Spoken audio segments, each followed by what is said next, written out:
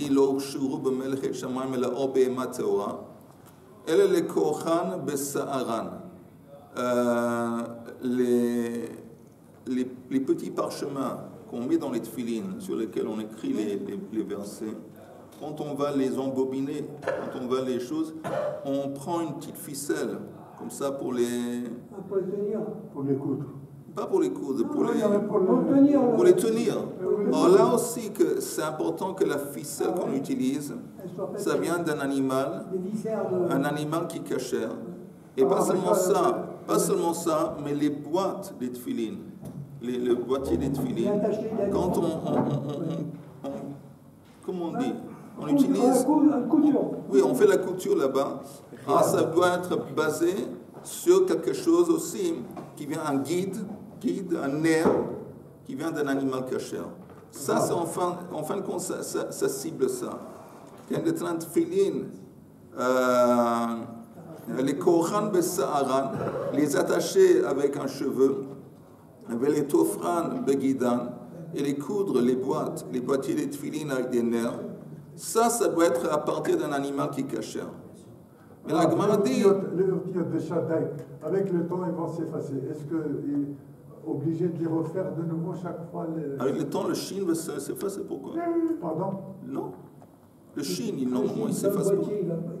Non, mais il y a le shin, il y a la lettre et yud, si jamais avec le temps, ça s'efface. Est-ce qu'il faut les refaire ou on est obligé de les refaire? C'est tout ce que je demandais. Il me semble, mais je sais pas. Je ne suis pas sûr. Mais je ne sais pas si c'est Meakev. Je ne sais pas si c'est un Lechatrila, mais que Bediabat c'est permis. Ou peut-être même Bediabat, je ne sais pas.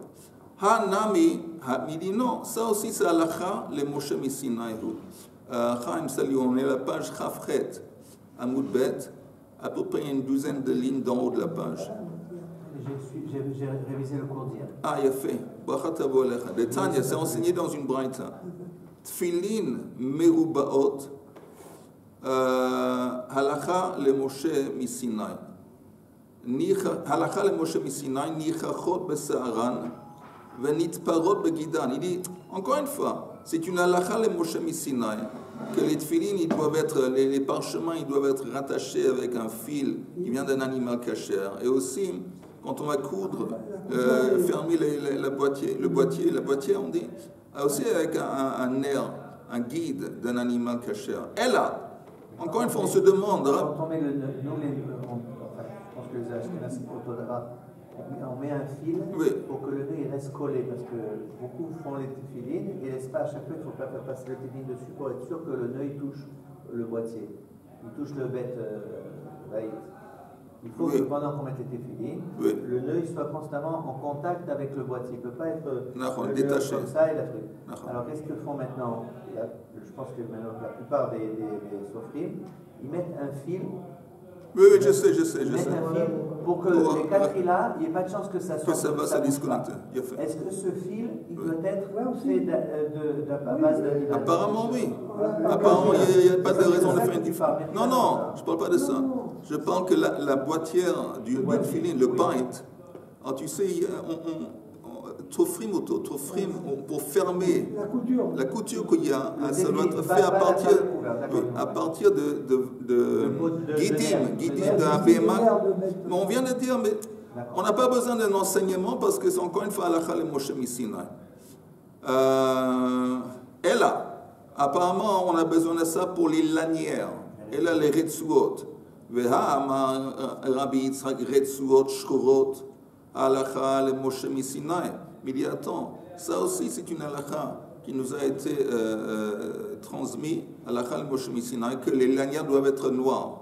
Alors la Gemara dit, Nahi de Gmir et Shchorot, Tehorot mi Gamiri. Il dit, ok, mais la halakha le Moshe Misinaï, c'est seulement vis-à-vis du fait que les lanières doivent être noires. Mais ce n'est pas halakha le Moshe Misinaï que les lanières doivent venir d'un animal qui est tahor. C'est pour ça qu'on a eu besoin de cet enseignement de Rav Yosef, qui nous enseigne que ça peut seulement venir d'une bête, la peau d'une bête qui est tahor. Oui, jusqu'ici ça va? Ok. Maintenant, la Gemara demande Maï have Allah de Tachash. En fin de compte, quelle est la conclusion vis-à-vis de cet animal qui est apparu au moment que Moshe Rabbeinu a construit le Mishkan, après il a disparu, le Tachash. Maï have Allah de Tachash, Shaya b'yemei Moshe. Amar Rabbi Eila, Amar Rabbi Shimon ben Lakish, Omer Haya Rabbi Meir. Tachash, Shaya b'yemei Moshe, Bria b'ifnei atzma Haya. C'était un animal unique. Et il reviendra après le... Je sais pas. C'est quoi, c'est un genre de crocodile? Non, c'est une espèce... On va voir. On va en parler. Un genre. Non. Un écureuil, surtout pas. Mais on va voir. Et c'était pas non plus ce qu'on avait dit hier. C'était pas non plus un marsupilami. Un genre de chèvre. Attends, d'accord, mais Tachash, c'est un animal qui n'est pas caché. Non, apparemment oui, c'est caché. Ah, il est caché. Super caché. Mais on est en train d'en parler maintenant. Moshe Bria b'ifnei atzma haya velo hechiu ba chachamim im min chayahu o min behemahu. D'abord, il y avait un doute parmi les sages. Est-ce que le statut de ce tachash, est-ce que c'était behema ou est-ce que c'était chaya? Vekeren achat haitalo. Et ce tachash, il avait une corne sur sa tête. Il y a une photo. Peut-être. Une photo. Une photo. Il n'y avait pas d'appareil photo à l'époque. Une photo en couleur. Non, il y a une image. À l'époque, il n'y avait pas d'appareil photo en couleur. Le Keren Achat, Haïtalo, ce Tachash avait une corne de Mitzro. C'est un poisson? Non, c'est pas un poisson. Non. Ça, c'est pas des nageoires? C'est des nageoires, mais c'est pas un poisson. Ça a l'air plutôt comme un oiseau. Un oiseau? Oui, Regarde les nageoires ici tout le long. mais c'est pas un poisson. Parce que comment je sais... Non, ne sois pas fâché. Non, Comment je sais que c'était pas un poisson? Bon, c'est un oiseau, d'accord. Parce que la Gemara demande. Le doute de la Gemara, tu entends Chaim, Oui, dans les mots de la Gemara, le dessin du Shrine, ça c'est important, mais les mots de la Gemara, c'est un peu plus important. Est-ce que c'est... La Gemara demande, mais non, même, la Gemara demande, est-ce que c'est une Béma ou est-ce que c'est une Chaya? Oui. Donc si c'est une Béma ou Chaya, c'est forcément pas un poisson et c'est même pas un oiseau. D'accord. Est-ce que ou Béma ou Chaya? Béma ou Chaya, ouais. Enfin, c'est un mammifère en tout cas. Apparemment. Et elle avait une corne. Le fils Sha'a nizdaben lo le Moshe ve'asa mimeno Mishkan. Et uniquement pendant cette période de temps de la construction du Mishkan, il s'est présenté à Moshe et de sa peau, à partir de la peau, il a fait des couvertures pour le Mishkan. Ve'nignaz. Et après, il a disparu. Midekama keren achat haitalo b'mitzro. Si tu me dis qu'il avait une corne, j'apprends de là, shma min tahorhu. Apparemment, c'est un indice que l'animal était tahor. Pourquoi? De Amar Rabbi Yehuda Shor Shehikri Vadam Arishon, la vache ou le... Tous les animaux cachers, ils ont... Le taureau, je sais pas, qui a été offert en tant que par Adam Arishon. Keren Achat Haitalo. Il avait une corne de mitzvot sur son front. Chez Nehemar, comment on apprend d'un verset, Vetitav l'Hachem Mishor par Makrin, Mafris. En fin de compte, c'est David Amelech, je pense, ou Adam Arishon qui chante et dit, mes louanges, les louanges que je chante. Salut Ali. Les louanges que je chante à Hachem, ils sont préférables aux yeux d'Hachem. Titav l'Hachem, qu'un shor par, une espèce de shor vache, qui a un keren et mafris. Mafris par ça. Alors ça laisse entendre que s'il y a un keren, forcément il mafrise par ça. Et mafrise par ça, qu'elle a des sabots fondus. Apparemment, c'est encore une fois un indice que c'est caché. Hein. Apparemment, que ça a un truc. En plus, ça va sans dire que l'animal qui a été offert par Adam Rishon, c'était un animal qui était caché. Et donc, on voit ici que ça avait un keren, makrin, mafris. Alors, la Gemara dit, mais attends, makrin, le mot makrin, d'où on apprend le mot keren, tarte mashma, ça laisse entendre qu'elle avait deux cornes. D'où ce que tu as compris qu'elle avait une corne. Amar Rav Nachman bar Yitzhak Makran Ktiv. Le Yud du Makrin, c'est une voyelle qu'on prononce, mais ce n'est pas écrit dans le texte, un Yud. On le lit Makran, donc le Keren, de là il y a une allusion au fait qu'il y avait un Keren, Ktiv. Ok? Donc, voilà. Apparemment, ce Tachash, il était Tahor. Mais il y a des animaux qui ont une corne et qui ne sont pas cachés. Comme quoi? Comme quoi? Rhinocéros. L'onyx. Je ne sais pas si c'est une corne. Je sais si c'est pas une corne, mais c'est intéressant.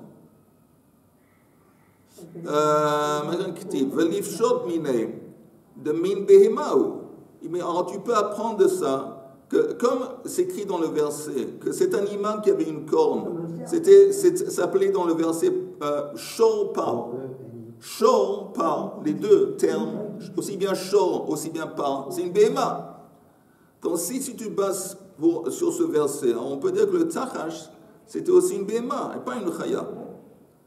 L'ifshot miné de min Behemahu, Kevan de Eka Karash ou Keresh. Comment ça? Ah oui, Keresh.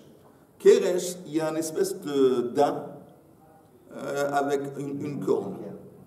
Et le daim avec une corne, c'est une chaya. Alors, comme il y a aussi un Keresh de min chayahu, veleit le elachad de keren, et que le meimar min chayahu. C'est à cause de ça qu'il y a un doute.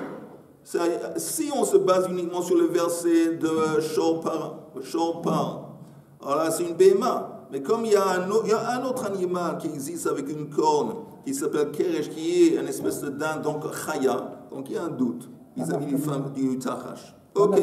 Manafkamina. Aucune, vraiment. C'est un truc théorique. Il y a, bien sûr qu'il y a une nafkamina dans la vie. Si un animal, c'est un Chaya ou un Bema, vis-à-vis de la mitzvah de Kisui Adam, et aussi vis-à-vis du Chaylev. On ne peut pas manger le Chaylev d'une Behema, mais on peut manger le Chaylev d'une Chaya. Donc là, il y a une différence. Mais ici, de toute façon, il est extinct. Il n'est plus là, le Tachash. D'accord, même à l'époque, on n'a pas dit qu'on l'avait mangé. Non, uniquement utiliser la peau. Ok, Mishnah. Antelope. Non, parce qu'il m'a dit qu'il y a un animal qui s'appelle Onyx, il a une seule corne. Alors j'ai marqué Onyx, il m'a sorti le plus proche c'est Oryx. Et Oryx c'est une antule. Mais elle a deux. Elle a deux, ok. Mais il y a la licorne. Il y a la licorne. Mais elle vit dans la nature, elle vit dans non, elle n'existe pas. Elle n'existe plus, elle existait du temps de Moshe Rabbeinu. Ok.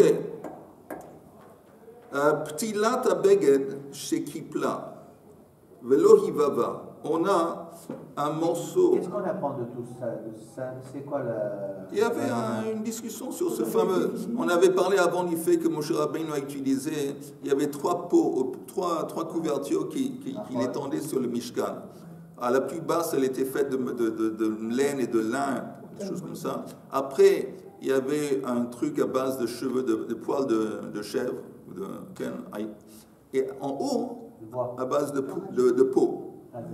Oui, et la peau, c'était entre autres aussi, Eilim Maodamim. Il y avait des espèces de boue, comment on dit, des béliers avec la peau rouge. Il y avait aussi ce tachash qui était utilisé pour la couverture d'en haut qui consistait de peau. Et ça, oui, ça devenait tamé. Ça prenait la touma. Si. Oui, mais non, on vient de déterminer maintenant. Oui, ça veut dire on avait pas. Attends, on vient de. Que si on parle de Ohel Hamet, on a vu que si le Ohel Hamet consistait d'un des matériaux duquel étaient fait des couvertures qui recouvraient le Mishkan, alors pas seulement la Touma va imprégner les choses en dessous du Ohel, mais l'Ohel lui-même, exceptionnellement, il va être tamé. Seulement si c'est à base de ces matériaux. C'est du bois, ça prend pas la touma. D'autres choses aussi. Ok, maintenant le Mishnah. Ptilat abeged. On a une mèche qui est faite d'un morceau d'habit. Ptilat abeged chez Kipla velo hivava. Elle a été, comment on dit kipla? Elle a été pliée. Elle a été pliée pour devenir une mèche, mais elle n'a pas été, quelquefois on allume quelque chose pour la préparer en tant que mèche. Elle n'a pas été allumée. Ok? Donc, encore une fois, on a une mèche qui provient d'un morceau d'habit qui a été plié, mais qui n'a pas été allumé. Rabbi Eliezer omer tme'ahi ve'ein madlikin ba. Rabbi Eliezer dit que ce morceau d'habit, cette mèche, elle est tamée.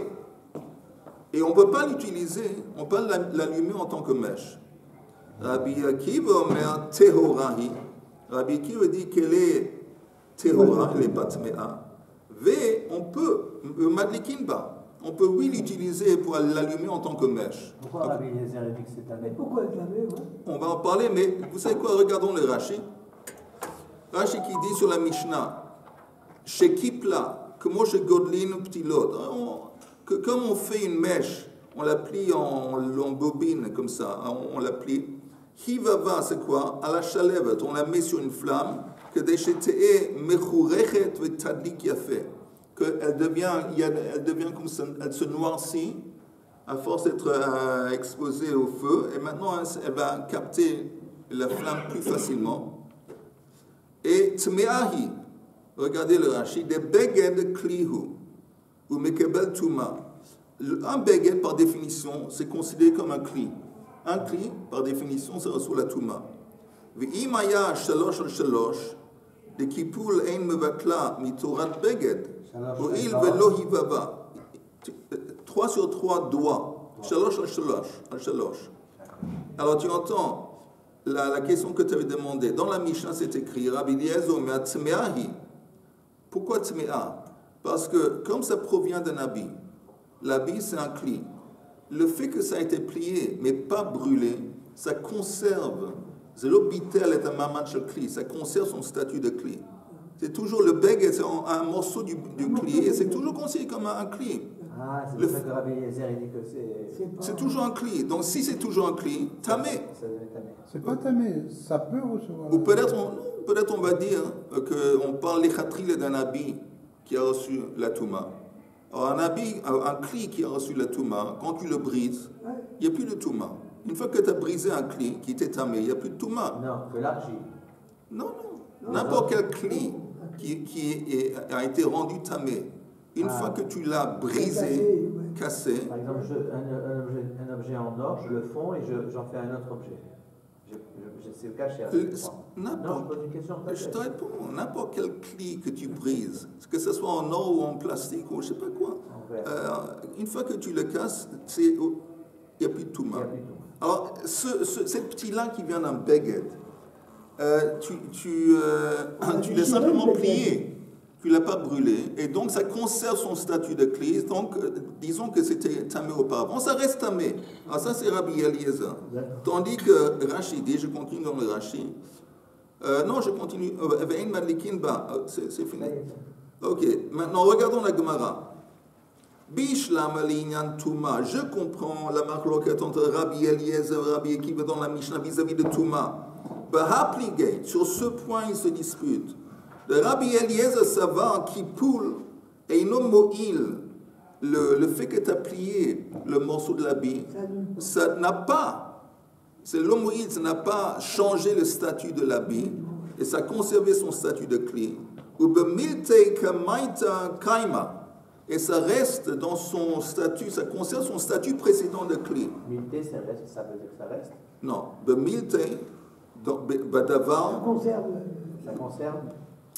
Bemilte, je t'ai traduit du mot à mot. Oui. Dans la chose précédente, ça reste. Ça, c'est la traduction littérale. Bemilte, donc ça veut dire le statut kamaita qu'il y avait au début. Kaima, ça reste. Ça reste dans son statut précédent. Donc il va être caché. Rabbi Akiva savoir qui poule mo'il ve batul et batil. Tandis que Rabbi Akiva dit non. Une fois que tu l'as plié et l'embobiné pour le transformer en mèche, c'est comme si tu l'avais brisé. Donc maintenant ça s'appelle plus un kli. Et donc, si c'était tamé auparavant, c'est devenu tahor. Donc on comprend la marloquette vis-à-vis de la touma entre Rabbi Akiva et Rabbi Eliezer. Mais quelle est la marloquette entre Madlikin et Lo Madlikin? Comment on explique cette marloquette? Elle a l'inyan hadlaka, b'may pligay. Sur quoi ils se disputent exactement? Amar Rabbi Elazar, Amar Rabbi Oshaya, Vechen Amar Rabbi Ada bar Ahava. Hacha, ici, begimel al gimel mitsum samot askinan. On parle d'un tissu qui est extrait d'un beged, qui a une surface de 3 sur 3 doigts. Ou plus. Non. De au moins 3. Non. Ah non, plus de 3 sur 3. Metsum samot, c'est exactement 3 sur 3, pas plus. Pas plus. C'est pile 3 sur 3 metsum samot askinan. Moi, je trouve que c'est relatif. Parce que chacun, il y a des gens qui ont des gros doigts, il y a comme des petits doigts. Du 3 sur 3, tu peux donner. Je dis. Attends, on est à 7 Tchouva. Ça, c'est la période où il fait de faire Tchouva. Tu n'as pas pris sur toi, tu t'es pas engagé à 7 Tchouva, cette année qui va venir, tu ne vas plus jamais embêter. Je veux pas que tu t'en Ok, c'est 3 sur 3 doigts, Metsum Samot, Askina. Ou Yom Tov. Shechal liyot erev Shabbat askina. Personnellement ça, on se trouve, il va allumer cette bougie, un Yom Tov, qui est avant le Shabbat. On savait des bougies de Shabbat qui va allumer Yom Tov. Les Kul Yalma idlehu de Rabbi Yehuda. Tout le monde apparemment, aussi bien Rabbi Akiva et Rabbi Eliezer, ils sont d'accord avec le principe de Rabbi Yehuda, de Amar Mesikin bekelim, vein Mesikin beshivre kelim. Rabbi Yehuda, lui, il dit qu'on peut brûler, on peut utiliser un cli en tant que feu de bois, pour le feu de bois. On a, je sais pas, un petit cli en bois, on peut le transporter et le mettre dans le feu, mais pas beshivre kelim. Mais des morceaux d'un cli qui ont été cassés, ça tu peux pas. Pourquoi? Parce que si ce cli s'est brisé pendant Yom Tov, les morceaux, ils ont un statut selon Rabbi Yehuda de nolad. Nolad, ça veut dire que tout à coup, c'est un nouveau truc qui s'est matérialisé. Ces morceaux brisés du cli. Ça n'existait pas avant Yom Tov, ça n'existait pas Ben Hashmashot. Maintenant, c'est moks, c'est nolad. Nolad, ça veut dire que tout à coup, c'est apparu. Tu n'avais pas ça en tête. On sait moks, c'est pour Rabbi Yehuda. Donc, il est chivré, Kélim, tu ne peux pas. Tout le monde. C'est quoi le Masikin? Masikin, c'est l'isrof. C'est moussé, en fait. Brûlé, un saccade. Mais Mesikin bekelim, vein mesikin beshivre kelim. Alors, aussi bien, tout le monde est d'accord avec ce principe. Vedechuli alma, et tout le monde est d'accord aussi, idlehu de Oula. Ils sont d'accord apparemment aussi avec l'enseignement de Oula Dama Oula. Hamadlik, saïr shiyadlik, berov hayotse. Que quelqu'un qui allume une mèche, il doit continuer à tenir l'allumette, disons le shamash, à la mèche, jusqu'il s'assure que la majorité de la mèche a pris feu. Il ne veut pas juste allumer et le moment que la flamme apparaît en haut, non, il doit laisser la mèche, l'allumette, jusqu'à ce qu'il s'assure que la majorité de la mèche a pris feu. Oh. Alors, qu'est-ce qui se passe? Rabbi Eliezer Sava, Kippur, Eino Mo'il. J'ai pas compris l'histoire des chèvres qu'on n'a pas le droit d'allumer à partir d'un kéli qui est... Oui. C'est quoi? C'est le support? Non. C'est le support ou c'est la mèche? Non. On parle d'un cli. N'importe quel cli, disons le feu de bois, parce que s'il va le mettre dans le feu pour brûler. Oui. À n'importe quel cli, ça peut être, je ne sais pas, que n'importe quel cli que tu peux imaginer qui est fait de bois et qui s'est brisé. Peut-être une petite chaise, un tabouret qui s'est brisé. Maintenant, tu as des morceaux de ce tabouret qui sont des morceaux. Pendant la fête? Pendant la fête. Ah, ces morceaux, ils sont moqués parce qu'ils sont nolades. Ouais. Il dit ça, tu ne peux pas utiliser. Deuxième chose, on a le principe de Oula qui dit que tu dois garder l'allumette à la mèche jusqu'à la majorité de la mèche brûle. Alors, qu'est-ce qui se passe? Rabbi Eliezer Sava Kippur Eino Mo'il. On avait dit avant que pour Rabbi Eliezer, le fait de plier le morceau d'habit et le transformer en mèche, ça n'a pas annulé le statut précédent de Beged. Donc ça reste un cli. Mais Kévan, il a dit non. Non. Rabbi Akiva a dit non. Rabbi Eliezer a dit que le fait de plier, ça conserve son statut de cli. Et donc, si le cli est tamé, la mèche est tamée. Maintenant, Encore une fois. Rabbi Eliezer Sava Kippour Eino Mo'il, Vekevan de Adlik Beipurta. Maintenant, le moment qui commence à allumer, c'est quoi? On avait dit que c'est 3 sur 3, boule, 3 sur 3 doigts. 3 sur 3 doigts, c'est la surface minime pour que ça peut être considéré comme un clé. Je ne sais pas, les pauvres, ils peuvent prendre un petit morceau de matériel comme ça et l'utiliser pour un clay. C'est quoi un clay? Un trou pour faire une pièce, un pantalon qui était... Oui, pour faire une... Comment? Il n'y a pas un mot? Pièce. Oui. Oui, alors un ami, pour lui, il va même utiliser un petit truc comme ça, minimum 3 sur 3 doigts. Mais qu'est-ce qui se passe? Le moment que tu as commencé à brûler cette mèche, ça devient moins que 3 sur 3. C'est pas moi qui ai pas, c'est toi qui as dit minimum 3 sur 3. J'ai pas dit le mot minimum. Non, pardon. Maximum. Attends, la Gemara dit, tu ne peux pas avoir plus. On parle ici, bidiouk 3 sur 3.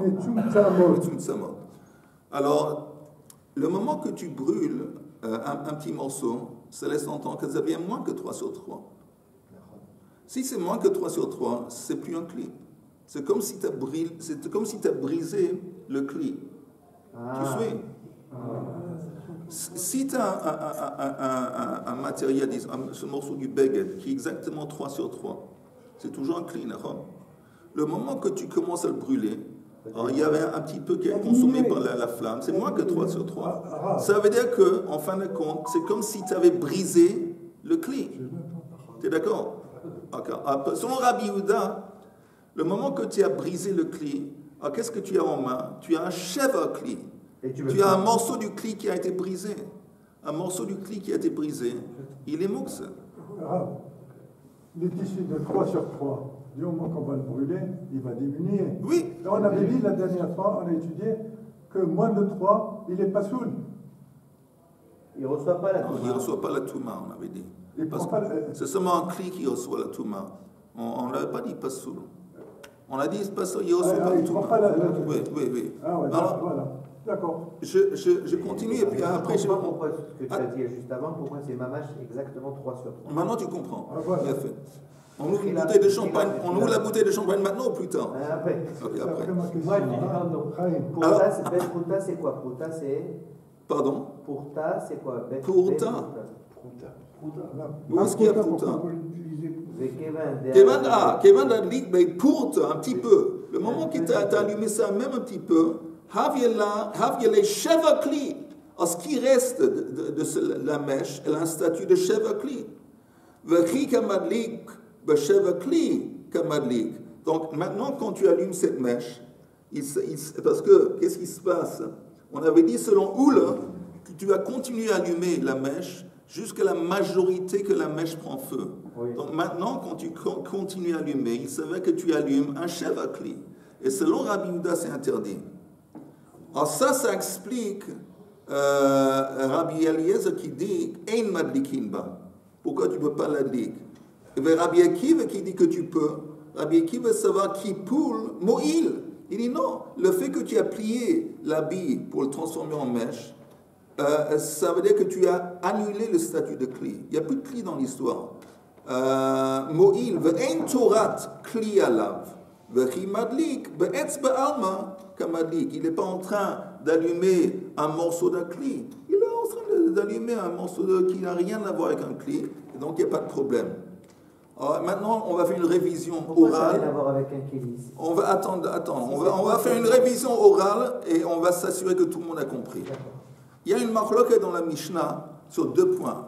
D'abord, premier point, Rabbi Eliezer dit qu'un morceau d'un baguette qu'on a plié pour le transformer en mèche, il est tamé. Et Rabbi Akiva dit non, il n'est pas tamé. Quelle est la marloquette entre les deux? Comment il peut savoir s'il est tamé avant de... En disant, on parle d'un cas où il était tamé, le baguette duquel vient ce matériel, il était tamé. C'est toujours un cli. Pourquoi c'est toujours un cli? Tu as raison. Pourquoi? Tu as raison. Parce qu'il est suffisamment grand. Parce que le fait que tu l'as seulement plié, ça ne veut pas dire que tu l'as brisé. Le fait de le plier et l'embobiner, c'est pas brisé. Donc il conserve son statut de clé. s'il conserve son statut de clé, ou il a toujours une capacité de recevoir la Touma, ou s'il était tamé auparavant, il reste tamé. Tandis que Rabbi Akiva, lui, il dit, non, le fait de le plier, c'est comme si tu l'as cassé. Alors, si tu l'as cassé, c'est plus un cli. Donc, si c'est plus un cli, c'est plus tamé. Ça, c'est le premier marloquet. Deuxième marloquet, Rabbi Eliezer, il dit Rabbi Eliezer dit, on ne peut pas allumer ce truc qu'on a plié, on peut l'allumer. Et Rabbi Akiva dit qu'on peut. Oui, parce que quand on l'allume, il diminue. Alors maintenant, selon l'explication, tu as raison, mais selon l'explication de qui c'était Oula. De Oula, merci. Non, ce n'était pas l'explication de Oula. Amar Rabbi Elazar, Amar Rabbi Oshaya. Amar Rabbi Ada bar Ahava. On parle ici, vous entendez encore une fois pour être sûr que tout le monde comprend, d'un morceau d'habit qui fait exactement 3 sur 3 doigts. C'est important parce que 3 sur 3 doigts en surface, c'est le minimum pour être considéré comme un cli. Pourquoi un cli? Parce que même les pauvres, ils utilisent cette petite surface pour rapiécer. Oui. Maintenant, tout le monde est d'accord avec le principe de Rabbi Yehuda apparemment. Qu'est-ce qu'il dit Rabbi Yehuda? Que tu peux brûler un cli, disons tu n'as pas assez de bois, tu peux prendre un cli et le mettre dans ton feu. Parce que le cli, il n'est pas moxe, ça veut dire que tu peux le transporter, et tu le transportes et tu le jettes dans le feu. Mais un chèvre cli, un morceau d'un cli qui a été brisé, alors Rabbi Yehuda dit non, ça tu ne peux pas transporter parce que c'est nolad, c'est moxe. Parce que seulement dans le cas ça s'est brisé pendant Yom Tov. Yom Tov, le procédure. Oui, seulement on parle d'un cas où le cli s'est brisé pendant Yom Tov. Un point. Et si ça s'est brisé pendant Yom Tov, c'est nolad. C'est quoi nolad? Qu'il n'existait pas auparavant. Je n'avais pas en tête d'utiliser ces choses. On parle, il est moxe. Tout le monde est d'accord avec ça. Et tout le monde est d'accord aussi avec le principe de Oule. Oule, lui, il dit que quand tu allumes une mèche, ce n'est pas suffisant de l'allumer, voilà. Tu dois attendre, continuer à brûler la mèche jusqu'à la majorité de la mèche elle prend feu. Ok. Maintenant, si c'est comme ça, alors, selon Rabbi Eliezer, qui dit que ce petit morceau, ce truc qui a été plié, c'est un cli. Il garde cette main. Le moment que tu l'allumes, ça devient forcément moins que 3 sur 3 etzbaot. Ça veut dire que c'est plus un cli. Si c'est plus un cli, c'est quoi? Ça rentre dans la catégorie de chèvre cli. Maintenant dans ta main, tu continues et tu dois continuer à l'allumer, jusqu'à la majorité de la mèche à être. Il savait que maintenant, tu es en train d'allumer quoi? Un chèvre cli. Et ça, c'est interdit. C'est pour ça que. Non, mais il y a une différence. Quand j'ai plié, je l'ai pas. Selon Rabbi Eliezer, il conserve son statut de cli. Il y a une question qu'il faut poser. Vas-y. Est-ce que j'avais l'intention, avec ce morceau cette petite pièce, de l'utiliser pour allumer en faire une mèche? Oui. C'est important. Non, c'est pour ça qu'il l'a plié, Chaim. C'est pour ça qu'il l'a plié. Parce que Rabbi Yehuda, il dit quelque chose, un kéli qui n'était pas destiné à être brûlé, il s'est cassé pendant la fête, et que maintenant qu'il est cassé, je dis bon je vais l'utiliser. Il dit non, ça c'est un olad. Oui. Avant la fête, il n'y avait pas l'intention d'utiliser cette chaise, elle s'est cassée pendant la fête, tu la laisses, après la fête tu pourras l'utiliser. Mais là c'est pas pareil, là c'est une pièce. Si c'est une pièce, si j'avais l'intention de l'utiliser ce morceau-là, ou pour réparer un pantalon, ou j'ai dit que je pourrais utiliser aussi pour faire une mèche, parce que c'est un petit truc, j'ai pas de mèche, je peux faire une mèche avec ça. Si j'avais l'intention, ça ne s'appelle pas un olad. On ne peut pas appeler ça un olad. Tu entends, Chaim? Ou pour réparer un pantalon. Ce que tu fais maintenant, ce que tu viens de faire maintenant, tu as commencé la nouvelle année à la règle Yamin. Parce que tu dis très belle remarque. Elle est vraiment superbe. Et je suis ému. Non, vraiment, c'est très beau. C'est très beau et c'est très vrai. Parce qu'il dit, Chaim, il dit que si tu as un cli, pourquoi c'est quoi nolad? C'était pas prévu que ce morceau d'un cli qui s'est brisé, ces morceaux brisés d'un cli, c'était pas prévu, c'est pas ensemble. Pour ça que c'est nolad. Mais Chaim dit, il y a une distinction à faire avec la mèche.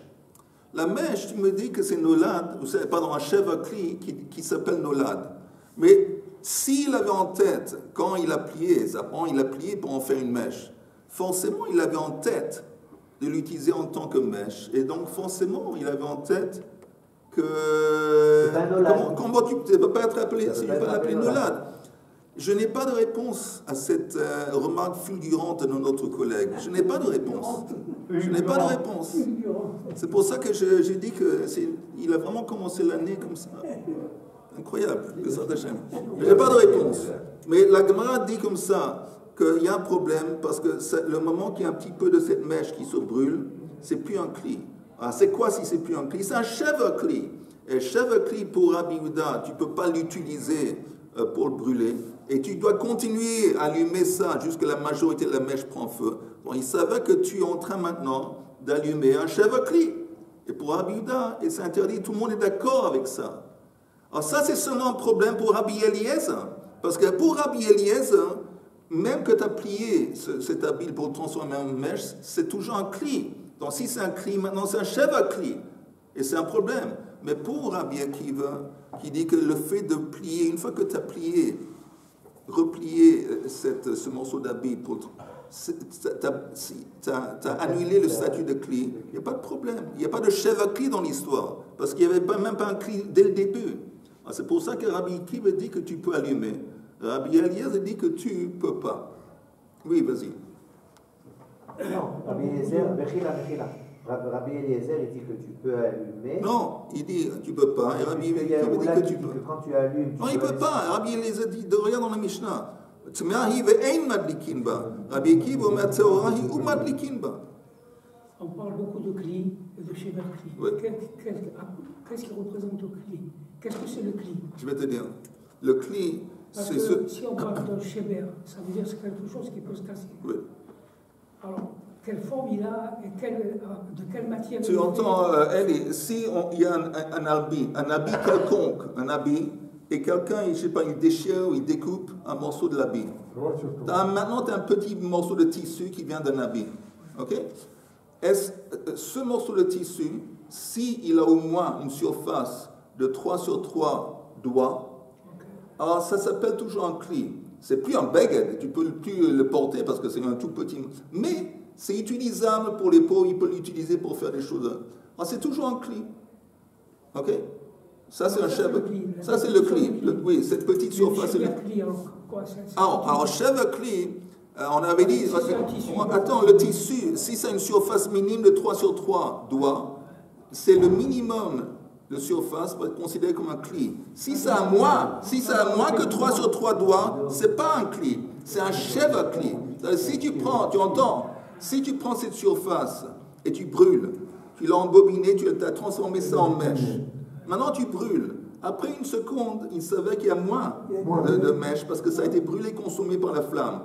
Alors maintenant, ça s'avère que tu as brisé le cli, tu as un chèvre cli que tu continues à brûler. Et Rabbi Yehuda, il dit tu ne peux pas allumer un chèvre cli. Encore un petit peu, une seconde. Comment fait-on? Comment on fait? Achète dans le supermarché, il y a plein de mèches normales. Tu n'as pas besoin de compliquer la vie. Amar Rabbi Yosef, Hainu de Tzanina, Shalosh al Shalosh Mitzumsamot. Il dit maintenant je comprends pourquoi il y a quelqu'un qui, c'était Amar Rabbi Yoshua, on parle de 3 sur 3 Mitzumsamot. J'ai jamais compris dans quel contexte on parle d'un tissu qui a exactement 3 sur 3. Maintenant je comprends. Velo yadana lemay hilcheta. Maintenant la Gemara dit, vous savez quoi? On va... Attendez juste une seconde. On va encore une minute. Medeka metzeretz Rav Ada bar Ahava, alibe de Rabbi Yehuda. Apparemment, non, on va arrêter là. C'est 9h05. Et il va dire Rabbi Yehuda. Oui.